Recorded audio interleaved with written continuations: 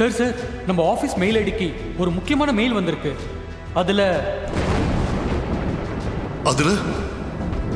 என்னடா இருக்கு? நம்ம கம்பெனியில உள்ள எல்லா ஷேர்ஸும் வேற ஒருத்தங்களோட பேருக்கு டிரான்ஸ்ஃபர் ஆயிருக்கு. கம்பெனியோட நிலைமையே மோசமான நிலைமைக்கு போயிடுச்சு. என்னடா சொல்ற? அது எப்படி பாசிபிள்? எல்லா ஷேர்ஸும் யாரோட பேர்ல மாறி இருக்கு?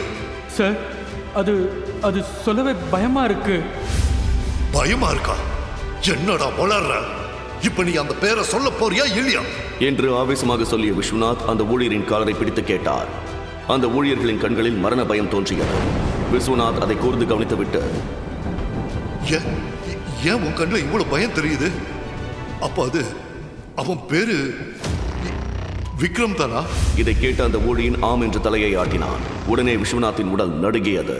அந்த நேரத்தில் அங்கிருந்த மற்றொரு ஊழியர் முன் வந்து, சார் ட்ரேஸ் பண்ணியாச்சு, அவர் இருக்கிற இடம் தெரிஞ்சிடுச்சு. அந்த முகவரியை பார்த்தபோது விஸ்வநாத்துக்கு மேலும் அதிர்ச்சியானது. அப்புறம் ஏன் இன்னும் காத்துட்டு இருக்கீங்க? உடனே எல்லாரும் கிளம்புங்க. நாம அவனை இங்க கூட்டிட்டு வர முடியாது. நாம தான் அவன் இருக்கிற இடத்துக்கு போகணும் என்று அவர் சொன்ன அடுத்த சில நிமிடங்களில் விஸ்வநாத் கட்டிடத்திலிருந்து 50க்கும் மேற்பட்ட ஆடம்பரமான BMW கார்கள் வேகமாக ரோடில் பறந்தன. ஆனால் இதற்கெல்லாம் காரணமான விக்ரம் எதுவும் தெரியாத ஒரு அப்பாவியைப் போல சாதாரணமாக அந்த பிறந்தநாள் விழாவில் அமைதியாக மது அருந்து கொண்டிருந்தான். முழு வீடியோவை பாக்கெட் FM தமிழ் யூடியூப் சேனலில் கண்டு மகிழுங்கள்.